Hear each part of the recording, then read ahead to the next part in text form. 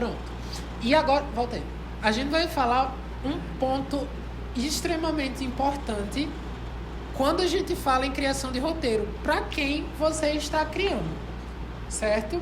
Sempre que você cria uma ideia, sempre que você tem uma ideia, sempre que você vai criar um roteiro, você tem que pensar para quem você está criando, certo? A ideia, não necessariamente, ela precisa ter esse pontapé inicial. Você pode ter uma ideia qualquer. Como eu falei, uma ideia sobre chuva, certo?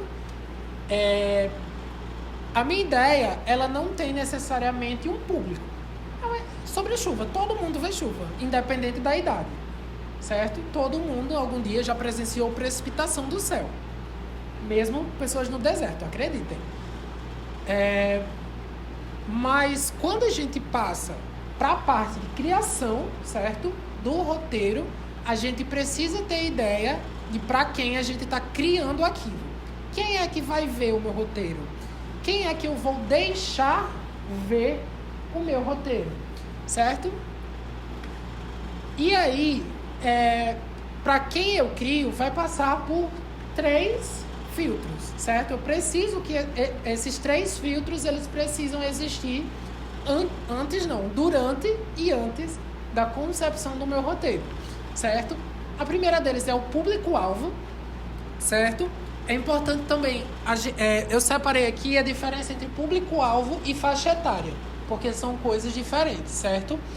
O meu público-alvo é quais são as características das pessoas que vão ver a minha história, certo? Uma característica dessa pode ser a idade, pode ser show de bola. Você pode colocar a faixa etária como exemplo do seu público-alvo, certo? Mas a faixa etária, ela é especificamente a idade das pessoas que podem ver o que você escreveu ou vão entender o que você escreveu, certo? O público-alvo, ele pode ser sim uma faixa etária, certo? Mas a faixa etária não significa que eu delimitei um público-alvo, certo? Por quê? Porque, por exemplo, eu posso dizer que o meu público-alvo são estudantes do ensino médio. Ponto. Estudantes do ensino médio. Eu delimitei uma faixa etária? Não. Por quê? Porque existem pessoas que estão fora de faixa, certo? Que estudam no ensino médio, na educação de jovens e adultos, certo? No EJA. Existem pessoas que também... Existem, por exemplo, professores que dão aula no ensino médio. Não necessariamente esse seja o meu público-alvo, mas eles vão estar inclusos nesse grande balão, certo? Então, quando eu falo pessoas que estudam no ensino médio, não necessariamente eu estou delimitando uma idade, mas eu estou delimitando um grupo, certo? Que ele vai muito provavelmente entender o que eu estou escrevendo, certo? Porque, por exemplo, pode ser que pessoas que acabaram de sair do ensino médio entendam, beleza, você passou daquele seu público-alvo, ok. Mas existem pessoas que saíram há muito tempo do ensino médio que não se lembram tanto daquela experiência, do conhecimento que elas adquiriram lá, e, enfim, por vários outros aspectos. Então, a delimitação do público-alvo exige que você pense na faixa etária, sim, mas não necessariamente tem a ver. E outro ponto é a linguagem, certo? A linguagem que eu vou utilizar para que as pessoas elas entendam a minha mensagem, como eu vou me comunicar. Porque, por exemplo, vou citar um exemplo aqui da regional, certo? Existem palavras que aqui no Nordeste a gente usa, certo? Como, por exemplo, a palavra galado, que elas não são tão entendíveis, por exemplo, quando eu chego no sul do país. Quando eu chego, por exemplo, em Curitiba, certo? Então, existe um conjunto de regionalidades na minha linguagem que essas pessoas elas não vão entender. Então, quando eu estou escrevendo um roteiro, se eu escrever um personagem falando, por exemplo, assim, galado, certo? Eu não vou necessariamente mostrar isso, eu não estou incluindo uma certa parte da população do Brasil no meu público-alvo, certo? Então, essas três coisas são fundamentais para a gente pensar quando a gente está escrevendo o roteiro. Outro exemplo, eu estou fazendo um documentário sobre o Departamento de Comunicação da UFRN.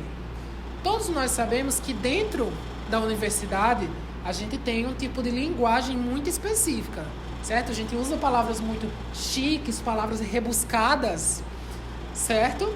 Que não são tão acessíveis assim para grande parte da população do Brasil. Então, se eu estou fazendo um documentário sobre o Departamento de Comunicação e o meu público-alvo são estudantes das universidades de pós-graduação, de graduação, eu posso usar uma linguagem. Por quê? Porque o meu público-alvo está delimitado, certo? Não necessariamente eu delimitei uma faixa etária, mas o meu público-alvo ele está muito bem delimitado e a minha linguagem também. Então, necessariamente, você pode pular essas duas, certo? Porque, por exemplo, eu não delimitei uma idade para as pessoas no documentário, mas eu delimitei um tipo de linguagem, certo? Do mesmo jeito, quando você trata de um público infantil, certo? Você não vai encher, por exemplo, um filme infantil com pessoas sendo esfaqueadas, com pessoas sangrando, com palavrões, certo? Por quê? Porque a faixa etária do seu público-alvo não é que não permite, mas é inadequado, né, gente? Vamos com calma. É muito inadequado você colocar esse tipo de conteúdo numa produção voltada para o público infantil. Então, é muito importante que a gente conceba essas três ideias antes da gente escrever ou durante a nossa escrita, certo? Pode passar aí? Pronto. E aí, a gente tem a parte... Peraí, volta aí um slide. Passe de novo, passe 2. Passe... Não, passe. Passar, mulher. Você tá voltando. Ah, não, então volta. Tá certo. Pronto. Para qual tipo de público-alvo e faixa etária você escreveria a sua história? Agora a gente vai para a próxima atividadezinha, certo? Que é a última antes da final. Ok? Você vai escrever o público-alvo para quem você quer atingir com a sua história e depois você vai colocar a faixa etária, se você quiser delimitar uma faixa etária para a sua história, certo? Essa eu vou dar 2 minutinhos, porque é fácil de pensar, certo? São 2 linhas.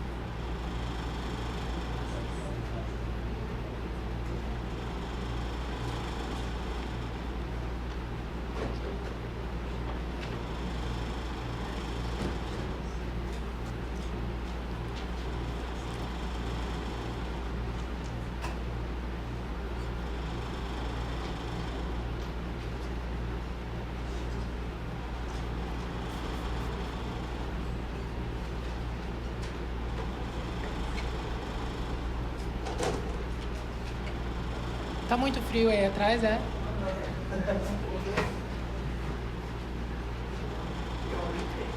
Tu aumentou a temperatura?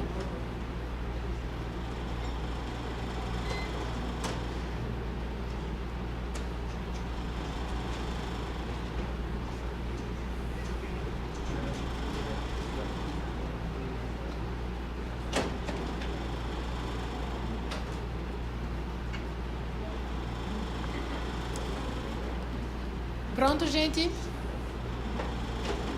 Todo mundo já pensou, já fez?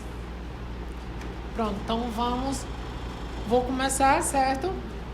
A minha história, ela vai ser focada, o meu público-alvo é um público infanto-juvenil, certo? Eu deixei bem amplo, mas como eu falei, você pode reduzir esse seu público-alvo, certo?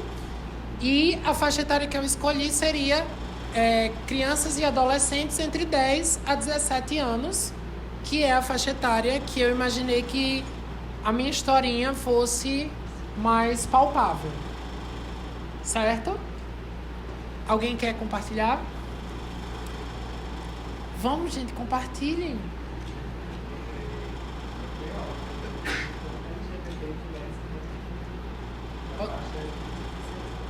Ok. Delimitado de 15 a 16 anos. Bem delimitado mesmo. Mas tudo bem. Alguém mais? Coloquei um mercado também. Uma faixa etária, acho que 18 para já ter uma ideia. Mais 18? Não, a partir de 18. Ah, tá, a partir dos 8. Isso. Eu pensei em pessoas que gostam de romances em geral, e eu botei entre os 20 anos. 20 anos? Você quer falar? Ah, não. Ah, tá. Eu coloquei para adolescente já. A faixa etária a partir de 17. Ok. Foi mulheres adultas, 18. Ok. Mais alguém que compartilhar?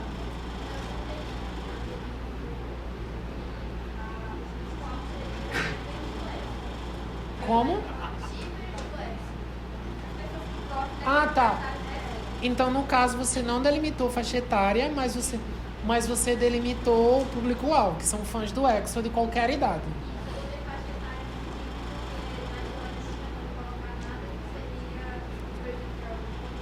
Certo. Ok. Qualquer pessoa que tenha interesse nesse casal, ou não, pode ler, ou assistir, seguir alguma coisa. Pronto, então você já também pode ter delimitado sua faixa etária, porque, por exemplo, crianças de 3 anos, elas não leem. Então você tem, por exemplo, uma faixa etária, você tem pessoas acima de 3 anos. Certo? Uma criança de 3 anos provavelmente. Certo? E agora, pode passar. Obrigado, gente. Alguém mais quer compartilhar? Certo? A gente tá aqui para trocar ideias, pessoal. Vamos, é uma oficina, vamos criar. Certo? Alguém mais quer? Última chance. Tá. Passou? Pronto. E agora a gente vai falar sobre classificação indicativa. Certo? Por quê? Porque na hora de eu criar classificação indicativa é especialmente para quando o seu roteiro ele passou da fase de ser só um roteiro, certo? Ele vai virar uma produção audiovisual, ok? A classificação indicativa é uma informação sobre a faixa etária para a qual obras audiovisuais não se recomenda, exceto pela classificação livre, certo? Aí, o que faz, como que parte essa análise da classificação indicativa? Eu separei esse tópico de classificação indicativa porque ela está dentro ainda do tópico que a gente está vendo, construção de roteiro. Por quê? Porque a primeira coisa que se tem quando a gente vai analisar para conceber uma classificação indicativa são esses 3 aspectos, certo? Primeiro, análise do enredo de uma forma geral. Então, como é a história, se a minha história é sobre assassinato, a gente tem já um tópico. Se a minha história for sobre romance, a gente já tem uma faixa etária que, teoricamente, pode ver romance. Porque, por exemplo, não é todo pai ou toda mãe que gosta de expor seu filho de 5 anos a adultos se beijando numa coisa ali mais quente, né? Então, já parte do enredo central, ok? A gente tem os elementos que aparecem na obra. Por quê? Porque a minha obra pode ser sobre carros. Pronto. E em determinado momento aparece, sei lá, um carro com uma faca perseguindo outro. Certo? Isso é um elemento que aparece na obra, mas não necessariamente, certo? Vamos dizer assim, ele vai ser indicado para todas as faixas etárias. Ou, por exemplo, existem algumas bandas de rock que elas utilizam elementos visuais muito pesados, certo? Então, não é toda pessoa que está, vamos dizer assim, visualmente preparada para ver aquilo, certo? Algumas, obviamente, não estou generalizando, gente, são algumas muito específicas, certo? E os aspectos temáticos. Então, quando você delimita um tema central para a sua história, certo? Você também está delimitando a classificação indicativa. Por quê? Como eu falei, não é todo tema, não é toda estrutura temática que qualquer pessoa que está pronta para ver, certo? Você pode, a minha classificação, o meu tema é chuva, mas o meu tema pode ser luto, por exemplo. Não é toda pessoa que está pronta para ver um filme de temática de luto, porque luto envolve uma série de coisas que podem não ser, vamos dizer assim, agradáveis para todas as pessoas ou para pessoas de certa idade, certo? Mas eu posso fazer sim uma história sobre luto que remeta de uma forma que pessoas de pouca idade ou pessoas de determinada idade elas consigam compreender. Ficou claro essa questão de faixa etária, de público-alvo, para quem eu estou escrevendo? Todo mundo começou... Ok. Vou passar. E agora a gente vai para o ponto, certo? Para o ponto final. Ponto final, aquelas. Sobre saúde mental, certo? Esse tópico saúde mental vale ressaltar que como eu falei, eu fui contemplado pela Lei Paulo Gustavo, certo? E durante esse processo eu tive o auxílio de uma psicóloga, certo? Que ela viu meu roteiro, ela analisou meu roteiro e ela também me deu algumas instruções sobre como proceder nessa oficina, certo? Então, eu tive esse auxílio psicológico para estar aqui falando também através de pesquisas que eu fiz sobre esse tema. Eu não sou nenhum especialista no assunto de saúde mental, mas estou trazendo aqui coisas que eu vi, certo? E coisas que um profissional me auxiliou nesse assunto, certo? Pronto. E aí eu trouxe uma definição que eu gostei muito, que é a definição de saúde mental pela Organização Mundial da Saúde, certo? Saúde mental pode ser considerado um estado de bem-estar vivido pelo indivíduo que possibilita o desenvolvimento de suas habilidades pessoais para responder aos desafios da vida e contribuir com a sua comunidade. Também depende de fatores sociais, ambientais, econômicos, além do aspecto psicológico e emocional. Então, saúde mental, ela envolve uma série de aspectos, certo? Que eles estão também ligados não só ao indivíduo como pessoa, certo? Por quê? Porque os fatores psicológicos e emocionais, eles estão sim ligados ao indivíduo como pessoa, certo? Cada um aqui tem a sua própria psique, e o próprio emocional. Mas fatores sociais, ambientais e econômicos são coisas que fogem ao nosso controle, certo? São coisas que estão além do que a gente está vendo aqui, certo? Então, esses fatores, eles também contribuem para a nossa saúde mental. E isso é muito importante de saber quando a gente está construindo um roteiro. Por quê? Porque eu não vou representar algo de saúde mental só como um problema psíquico. Eu não consigo, certo? Representar um problema de saúde mental só representando o estado psicológico de um personagem. Eu preciso representar o ambiente que ele se encontra, eu preciso representar as questões econômicas que ele se encontra, o ambiente familiar que ele se encontra, certo? Tudo isso precisa estar representado antes de eu representar também um problema de âmbito da saúde mental, certo? Pronto. Saúde mental como um tema. O tema saúde mental, certo? Ele também é muito amplo. Eu posso representar ele de várias formas dentro de contextos diferentes, certo? Como eu falei, existem diversas aplicações e ramificações, especialmente no audiovisual. Esse tema é um pouco difícil de ser abordado. Eu coloquei esse tema um pouco difícil de ser abordado como temática principal, certo? Você não vê tantos filmes com essa temática sobre saúde mental, por exemplo, no mainstream.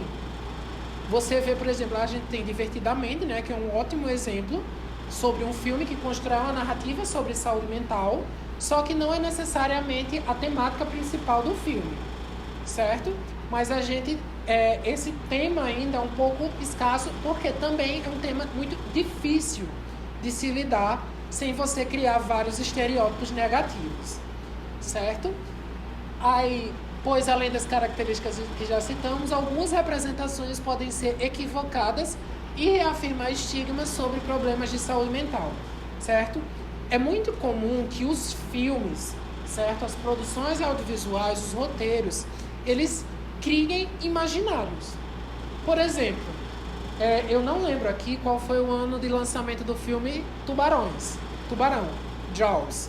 Não lembro qual foi o ano de lançamento. Mas a partir do lançamento desse filme, aumentou a taxa de pessoas com medo de tubarão.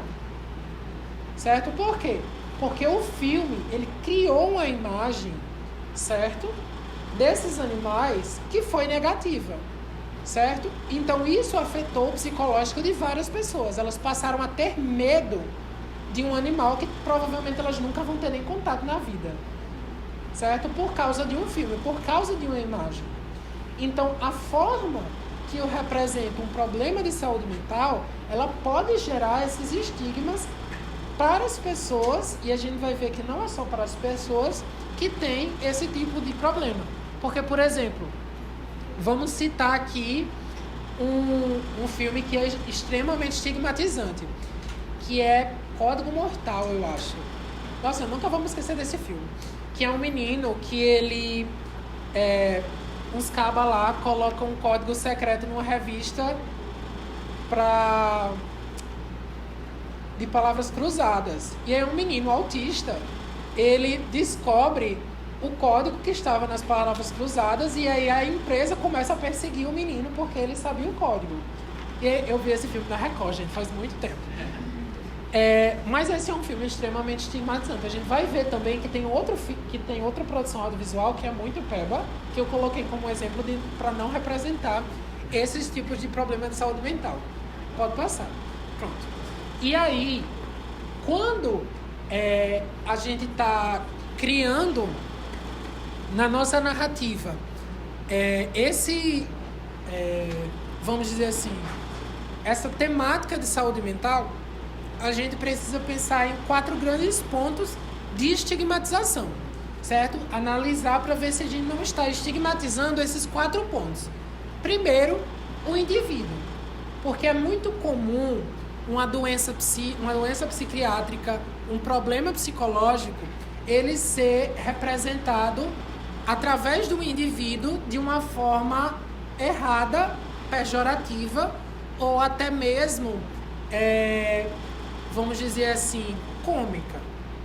Porque, por exemplo, existem filmes que eles retratam... existiam, por exemplo... Calma.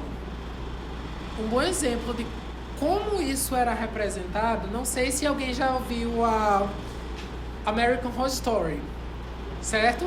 Na 4ª temporada, que é Freak Show, eles representam um circo de aberrações, certo? Por quê? Porque naquela época, pessoas com problemas psíquicos ou deficiências físicas, elas eram colocadas num circo para as outras pessoas se divertirem às custas daquela pessoa, daquele problema, daquela deficiência que a pessoa tinha, certo? Então essa é uma forma de estigmatização, você tornar cômico um problema, uma deficiência, certo? Então a gente tem esse foco de estigmatização na pessoa, no indivíduo, quando a gente fala na escrita de roteiro, certo? A forma que eu escrevo o personagem, a forma com que ele está relacionado com o próprio problema psiquiátrico é uma forma de estigmatização, certo? A gente vai ver mais lá pra frente que eu vou explicar um pouquinho que essa estigmatização, ela vem da criação de estereótipos, certo? Só que é importante a gente construir uma ideia também de que existe uma diferença muito grande entre estereótipos e sintomas, certo? Porque pessoas com problemas de saúde mental, problemas psiquiátricos, problemas psíquicos, elas vão apresentar sintomas, certo? E esses sintomas, eles não estão necessariamente atrelados aos estereótipos que se criam no imagético das pessoas, certo? A outro tipo de estigmatização é a família ou a rede de apoio, certo? Como assim? Existem algumas produções audiovisuais que mostram, por exemplo, pessoas com problemas psiquiátricos que elas são abandonadas pela família, certo? Isso não é tão incomum quanto vocês acham que é, certo? Pessoas com problemas mentais que elas acabam afastando a rede de apoio, certo, delas. Isso é muito comum, inclusive, pessoas quando elas se encontram em surtos psicóticos, certo? Pessoas quando elas se encontram em surtos psicóticos, elas acabam tendo ações que são de difícil compreensão para as outras pessoas que não entendem o que é um surto psicótico. Então elas acabam afastando essa rede de apoio, essa família que elas têm, certo? Então é muito importante quando a gente estiver representando isso numa narrativa, num filme, através de imagens, que a gente represente com responsabilidade. Por quê? Porque isso pode chegar, por exemplo, a minha família tem 2 pessoas especiais, com necessidades especiais, certo? Então, quando eu chego para representar isso, essa representação, ela chega nos vizinhos e os vizinhos eles começam a criar uma imagem sobre a minha família que não necessariamente é a real, mas eles começam a criar aquele estereótipo em relação à minha família, certo?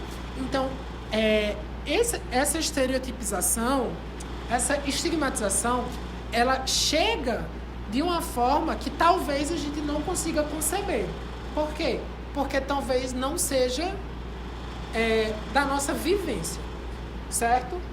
Outra coisa é o serviço e a equipe de atendimento. Vou falar desses 2 tópicos juntos porque eles estão muito interligados.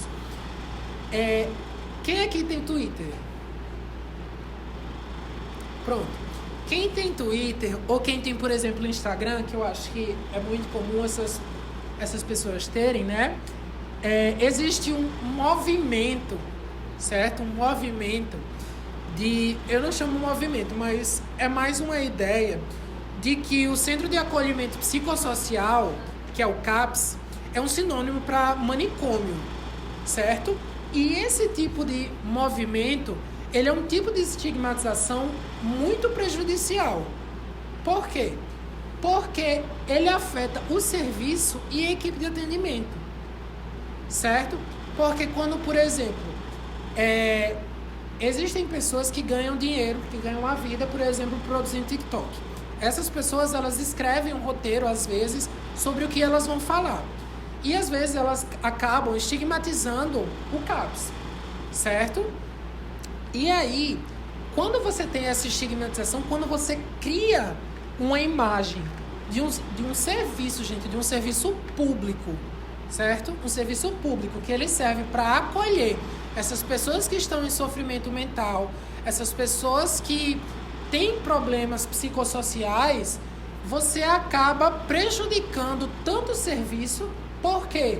Porque quando a gente fala em hospício e manicômio, certo? Você não é um lugar bom.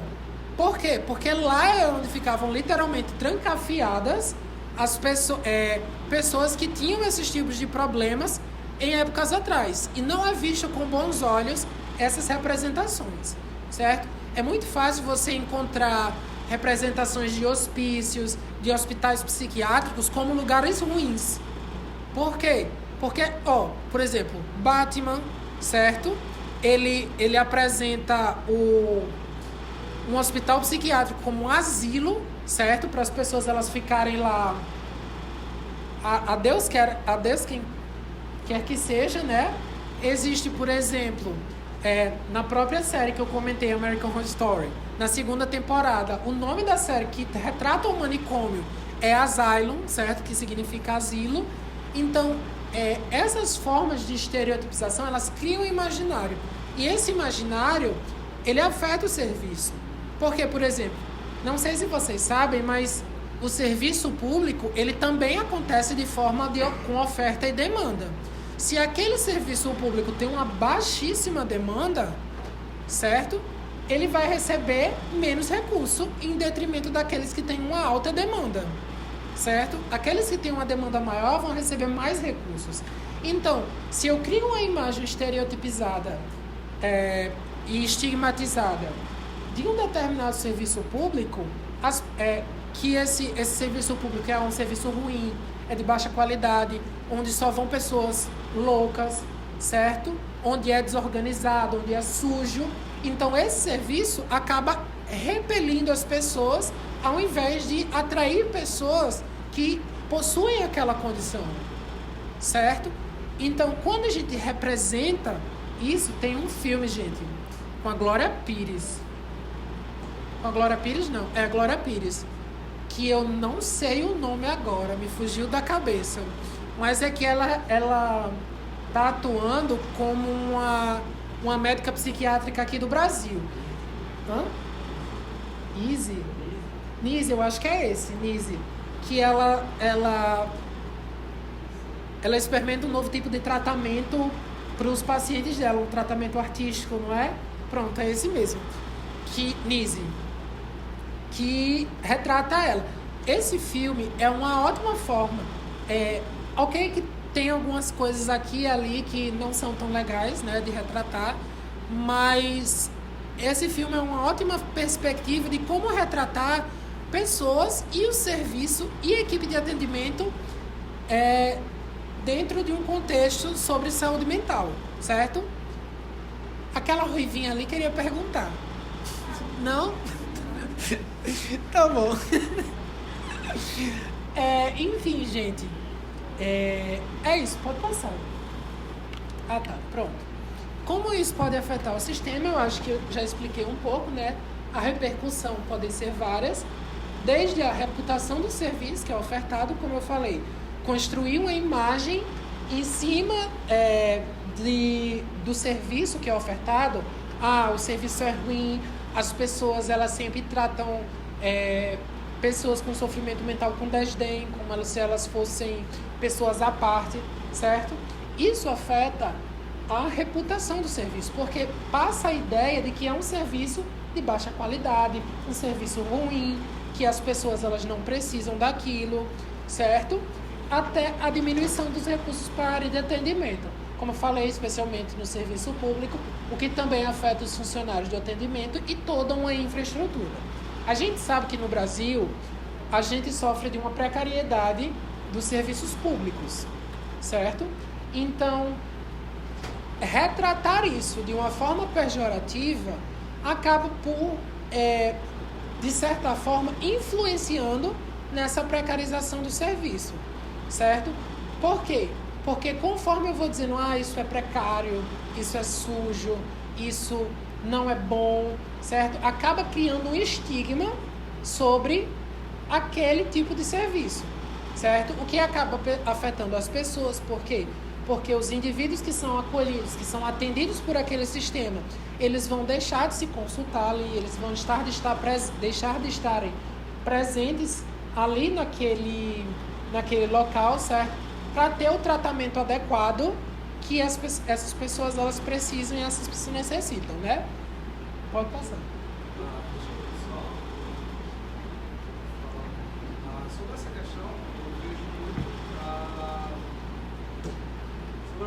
população em si, né? Nós mesmos que, mais como a galera de antigamente, desde anos atrás, que fala sobre fazer terapia. Nós, popularmente, quando a gente falava sobre fazer terapia, quem fazia terapia era coisa de doido, era pessoas doidas. Então, quando se traz isso para o audiovisual, eu acho que seria mais interessante tentar reverter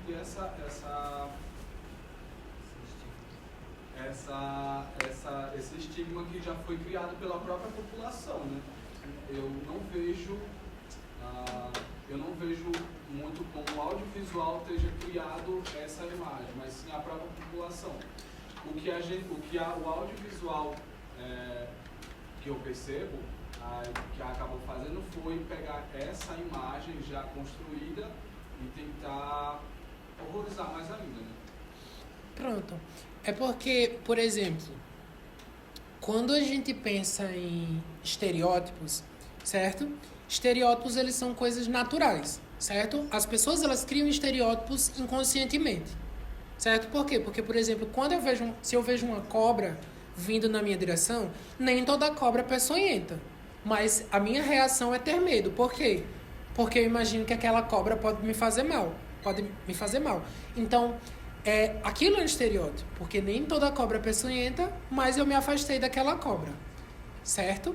Então, esses estereótipos criados na sociedade, eles fazem parte do imagético. Quando a gente pensa no audiovisual, reforçar esses estereótipos também contribui com vamos dizer, a fixação dele em determinado momento. Porque, por exemplo, se eu crio um estereótipo, por exemplo, que a gente está falando aqui, dos hospitais psiquiátricos como manicômios, certo? Então, eu crio um estigma e se, por exemplo, as produções audiovisuais, elas continuarem reproduzindo aquele estigma, querendo ou não, aquilo vai ser criado em novas gerações de pessoas que vão consumir aquele conteúdo, certo? E não necessariamente da população em si. Mas, assim, esse reforço de criação de um imagético, certo? Ele relativamente é muito novo, né? Mas ele se dá principalmente através dos meios de comunicação do audiovisual, certo? Porque conforme os meios de comunicação eles vão avançando com o tempo, né? A forma de representação do cinema, certo? Dos filmes, isso chega cada vez mais rápido nas pessoas, certo? Então, às vezes, a gente está criando algo que a gente nem imagina. Entendeu? Não necessariamente eu reproduzir algo que está na sociedade signifique que eu não estou criando.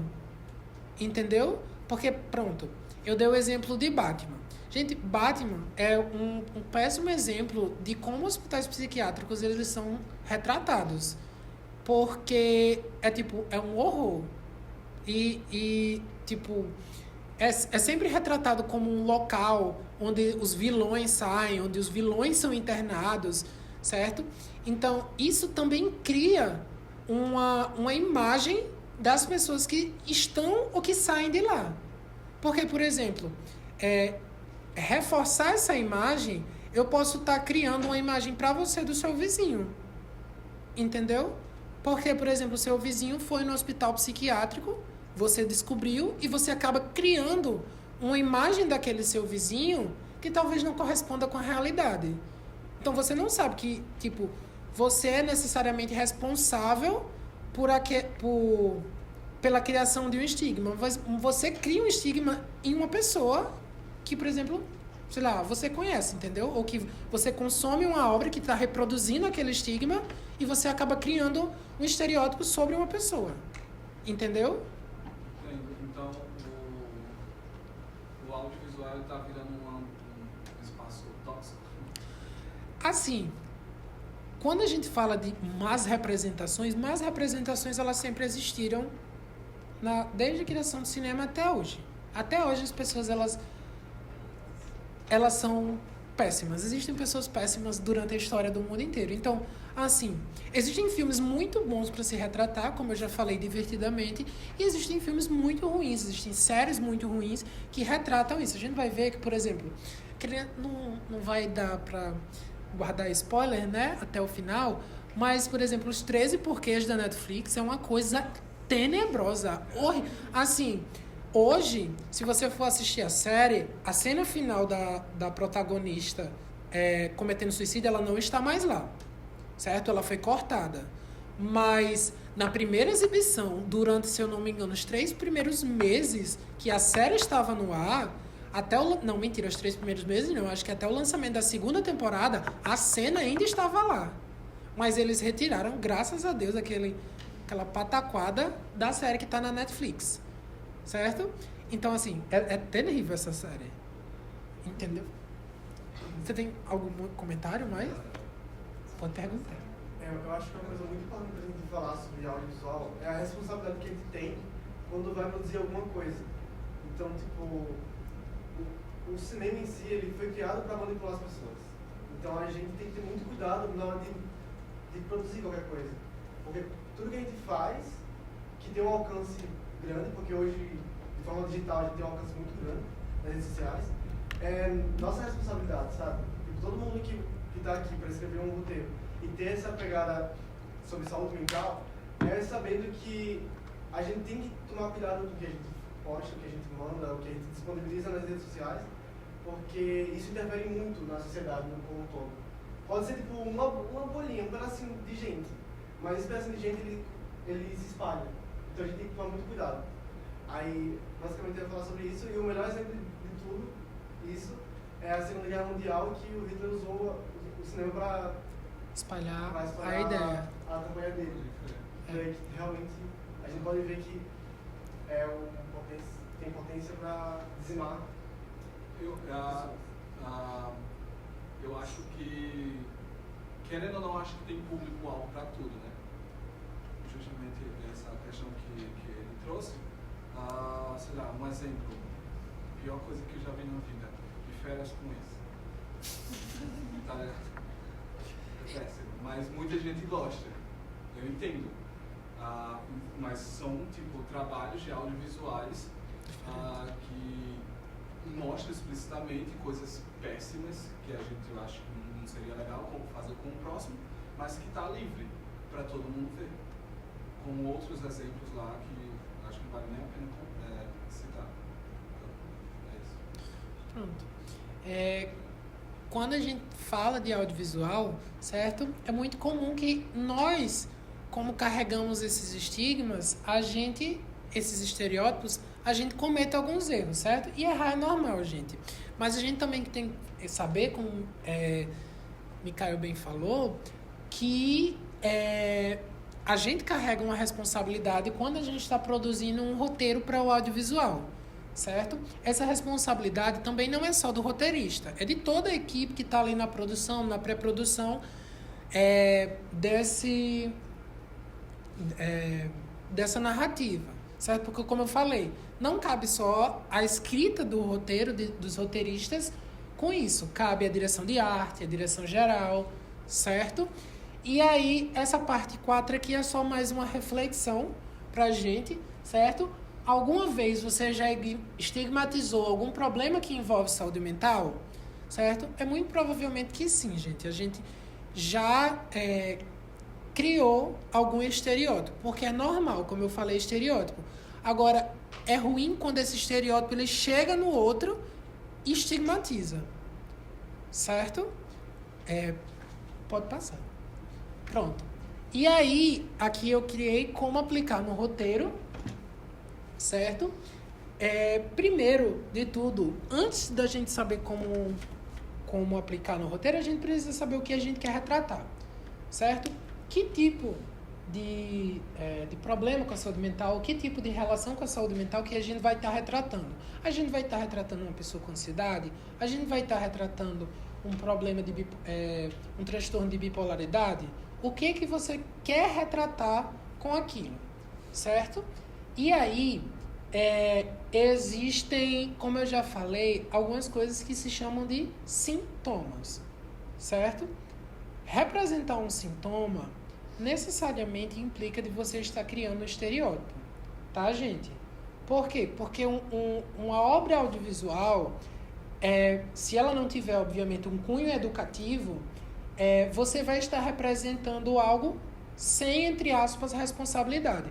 E como eu falei, a interpretação daquilo pode não chegar no outro da forma que você quer, certo? Por isso que eu falei que é um tema muito difícil de ser abordado. Por quê? Porque quando eu represento um sintoma, aquilo pode chegar na outra pessoa que está lendo o seu roteiro, que está vendo aquilo, de uma forma que não é a que você queria, certo? Então, você vai representar uma pessoa muito agressiva, certo? E aquela agressividade pode ser um sintoma do problema psiquiátrico de saúde mental ou de saúde mental que você quer representar. Mas uma pessoa que vê aquela agressividade na tela do cinema pode não interpretar aquela agressividade como um sintoma. Pode só interpretar aquela agressividade como a representação de um personagem violento, certo? Então, a gente precisa se atentar a isso. Então, esses sintomas, eles podem ser tanto externos quanto internos, certo? São sinais físicos, por exemplo, uma perna chacoalhando, tensão muscular, dores, suor, um balançar de mãos, certo? Tudo isso pode ser um sinal de que do que aquela pessoa está passando, certo? São representações do que aquela pessoa está passando. A gente pode também aplicar como aquela pessoa está se sentindo, certo? O estado mental. Se aquela pessoa está confusa, se aquela pessoa está muito triste. Então, essa forma de representar, ela também cria aquele estereótipo, aquele estigma, certo? Aonde esse estado mental pode levar o indivíduo? Qual a consequência do estado mental que o indivíduo se encontra que pode levar ele àquilo, certo? Por exemplo, o indivíduo, como eu já falei aqui, um surto psicótico, ele pode afastar as pessoas que estão com ele, que estão ao redor dele. Ele pode ser, por exemplo, preso pela polícia. Isso é uma consequência, às vezes, de um surto psicótico. Por quê? Porque as pessoas que estão vendo aquele surto, elas não vão entender, na maioria das vezes, que aquilo é um surto psicótico, certo? Elas não vão entender que aquilo ali faz parte de um transtorno, de um problema que a pessoa carrega consigo, certo? É muito mais fácil você pensar assim, tipo, meu Deus, o que aquela pessoa fez, não esperava isso dela, do que você pensar, porra, ela deve estar passando por algum problema de saúde mental, certo? Porque, por exemplo, às vezes, a pessoa quando está num surto psicótico, ela tem ações que não correspondem ao que as outras pessoas estão vendo. Tipo, falar sozinho, ela ficar muito agressiva, falar num tom de voz mais alto, certo? Porque, por exemplo, quando você vê uma pessoa gritando na rua, você não imagina. Você imagina alguma briga, certo? Você não imagina que existem pessoas em surto psicótico ali. Você imagina logo briga, violência, certo? Porque a gente está acostumado com isso, certo? Quando as pessoas estão falando num tom de voz mais alto, a gente imagina esse tipo de coisa. Então, é um estereótipo que se cria, por quê? Porque esse tom de voz mais elevado é sinônimo de briga. E não de, por exemplo, um surto psicótico, certo? Mas não necessariamente representar isso seja uma forma errônea, certo? Mas a gente tem que ter muito cuidado. E as respostas ao estado mental. Porque, como eu falei, o estado mental pode levar um indivíduo a uma consequência. E as outras pessoas ao redor dele vão ter uma resposta àquele estado mental do indivíduo, certo? Se a pessoa está chorando muito, por exemplo, uma criança está chorando muito, ela está passando, às vezes, por um momento muito triste. E aí vem alguém e, sei lá, vem acolher ela. Isso é uma resposta a um estado mental, certo? Então a gente precisa tomar cuidado com esses pontos e saber como representá-los. Assim, como eu falei, é um tema muito difícil de se abordar, porque existem várias nuances, certo? Existem vários tópicos que a gente precisa ter muito cuidado ao representar. Como eu já falei, na parte dos temas, tudo isso aqui não vai chegar do jeito que você quer em quem está lhe vendo, em quem está assistindo, certo? E como abordar, eu separei os exemplos, né, Divertidamente 1 e Divertidamente 2 são ótimos exemplos, por quê? Porque Divertidamente, ele está adequado à faixa etária, adequado ao público-alvo que ele quer chegar, que é o quê? Por quê? Porque é uma animação infantil, certo? E também o eixo temático de Divertidamente, ele é muito claro. Por quê? Porque nas animações infantis, o público-alvo deles são as crianças. Então, as crianças, elas precisam entender aquilo com clareza, certo? Então, se o filme cumpre a função de enviar a mensagem que ele quer com clareza para o público-alvo dele, beleza. Mas também é um ótimo exemplo de se abordar a saúde mental, tanto no 1 quanto no 2, porque no 1 a gente vê a depressão sendo representada, certo? Através das questões da Riley com a tristeza. E no 2 a gente vê a questão da ansiedade, certo? Sendo representada. Então são ótimos exemplos de como se trabalhar saúde mental com o público-alvo que eu quero, de uma forma bacana. Ok que ele cria alguns estereótipos também, mas, certo? A maioria da forma que se trabalha é positiva. Pode passar aí? Como eu falei, formas de não abordar. Os 13 porquês. Terrível, não preciso falar. Quem conhece sabe. Certo? Pronto. E aí, gente, existe um documento que é o Manual de Prevenção ao Suicídio para Profissionais da Mídia, elaborado pela Organização Mundial da Saúde, certo? E os 13 porquês ignora completamente esse manual, certo? Literalmente. Se eu não me engano, tem 35, eu acho, 35 pontinhos lá e ele ignora quase todos, certo? Literalmente. Na época do lançamento dessa série, eu trabalhava no atendimento telefônico da Netflix. E aí, a quantidade de ligações de pessoas passando por surtos após assistir os episódios era tão alta que a gente recebia um encaminhamento do supervisor de que era, quando entrasse alguém para falar sobre essa série, era para encaminhar a pessoa para o CVV.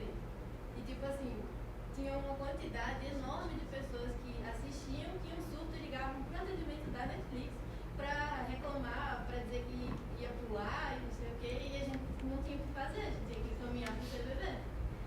Para ter uma noção de tipo, como esses episódios atingiam as pessoas. Pois é. E não fez. Chocante, viu? Não vale a pena. Olha aí. Então, gente, para vocês verem como é o poder do audiovisual em relação às pessoas, né?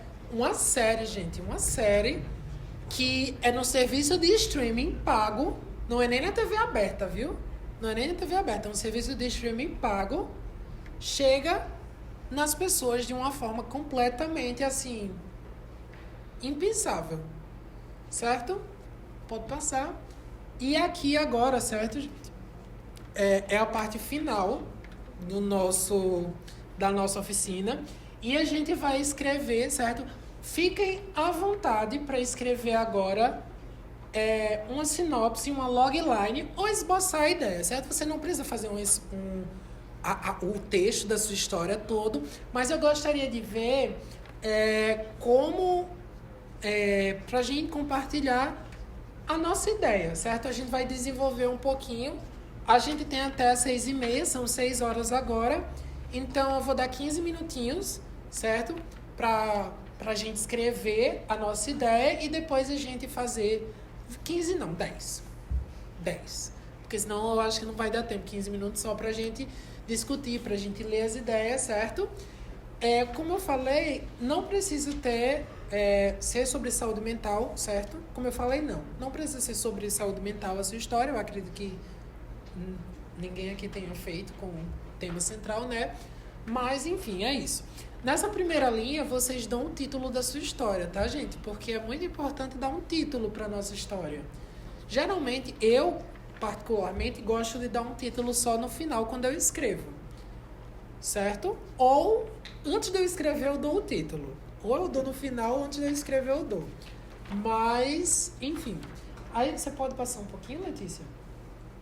Muito obrigado, certo? Eu vou agradecendo já agora a participação de todo mundo que veio. Vou agradecer mais tarde novamente para sair no vídeo bonito.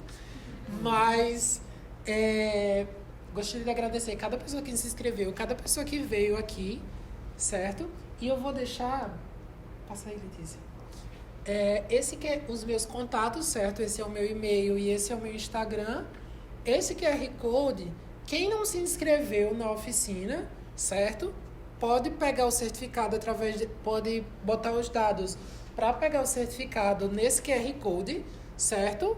E dar sugestão sobre a oficina, encaminhar algum elogio, certo? Ok que não vai ser anônimo mais, mas a minha intenção era que fosse. Mas se você quiser dar algum elogio, alguma sugestão, escaneia o QR Code, certo? E bota lá que a gente vai ver com muito carinho. Inclusive, quem botou sugestão do que se falar na oficina, a gente leu, viu? É porque existiam alguns temas, algumas sugestões que eram meio difíceis de se encaixar durante a oficina. Gente, preencha todo mundo, tá? Pra ganhar o certificado. Quem não colocou CPF e e-mail lá na inscrição... Quem não fez inscrição, na verdade... É bom fazer porque o certificado vale em horas, tá, gente? Para vocês colocarem na ACC de vocês. Mas é isso. Vamos primeiro para... Ok? Para nossa atividadezinha. Precisa voltar em 2, por favor? Pronto. Obrigada. Vou dar 10 minutos. Cronômetro dessa vez.